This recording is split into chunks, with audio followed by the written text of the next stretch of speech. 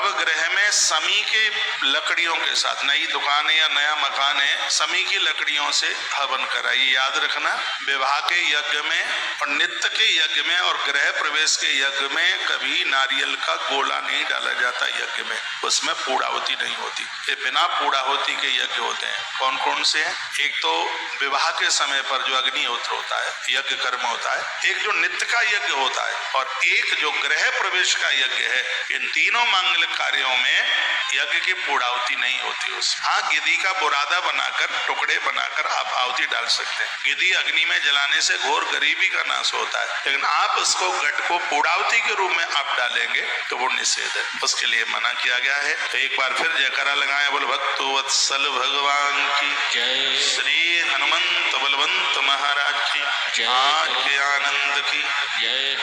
सुन लीजिए, 2 दीपक लिख लो, आपको ध्यान नहीं रहेगा। और शिव महापुराण से बड़ी अद्भुत बात आपके बीच में निवेदन कर रहा हूँ।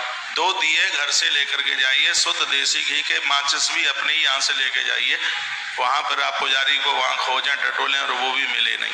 एक थरिया लेके जाना, थाली, और एक ऊपर से उसको ढकने के लिए, जैसे दिया बुझे नहीं। एक दिया महादेव के सामने, पिंडी के सामने जला के रख देना। जो दूसरा दिया आपके पास है, उसी दिए से उसको जलाना, फिर उसको किसी से ढक देना, कहीं रास्ते में बुझ ना जाए। और उस दिए को संध्या के समय करना है। प्रदोष काल जिसे कहते हैं, लगभग ये समय 7:15 बजे से आरंभ हो जाएगा। कल शाम को 7:15 बजे से उसी दिए से एक दिया आप जला करके लाइए, और जब घर का प्रमुख दरवाजा है, दाहिने हाथ पर उसको जला करके रख दीजिए। घर में यदि किसी को मृगी का रोग है, कल मैंने आपको बोला था ना कि कल मृगी के रोग की बात बताऊंगा। किसी को मृगी का रोग है, किसी को दिमाग जैसी बीमारी है, किसी को मस्तिष्क दर्द है, और ऐसी तमाम तरह की बीमारियां हैं, और घर में कोई व्यक्ति बहुत ज्यादा कष्टप्रद है या बहुत घोर गरीबी का एहसास हो रहा है, यह उपाय करने से घर के ताले भी नहीं टूटते। भैरवनाथ रक्षा में खड़े रहते हैं। मंदिर, प्राण प्रतिष्ठित मंदिर में एक दिया जलाकर, उसी दिए से दूसरा दीपक जलाकर उसे अपने घर के प्रमुख दरवाजे के दाईं तरफ उसको आप रख दीजिए, उसको जलने दीजिए। आपके घर में आनंद ही आनंद होगा, सुख की बरसात। अपने पियर में भी बोल देना, अपने देश में भी बोल देना, ये कर देना, कल आनंद होगा। ये संध्या के समय प्रदोष काल में होना है, ये कीजिएगा, आनंद हो जाएगा। महादेव की अद्भुत कृपा, ये जादू टोना टोटका नहीं है, ये सब प्रमाणित है ग्रंथ में। तत्पश्चात का पुंसाम दीक्षा विहीना ना अधिकारम कथा श्रवे। दीक्षा के बिना, गुरु दीक्षा के बिना किए गए सत्कर्म का पूरा फल नहीं मिलता। देखा, पुंसाम दीक्षा विहीना ना अधिकारम कथा श्रवे।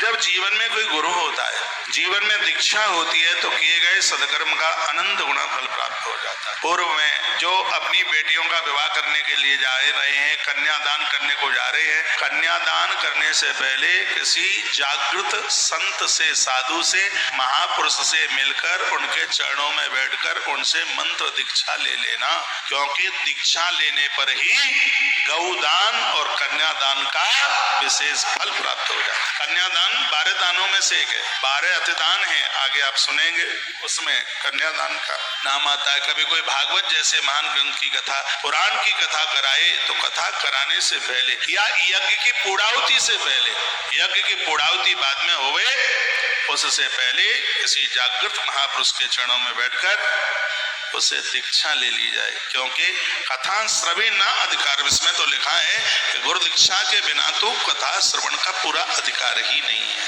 ब्रह्मचर्य मधा सुक्ति पत्रावल्याम च भोजनम, कोई भी आप अनुष्ठान करते हैं तो इसमें इंद्रियों को जीतना पड़ता है। ब्रह्मचर्य साधना के साथ जीवन जी करके, पत्रावल्याम च भोजनम, पलाश की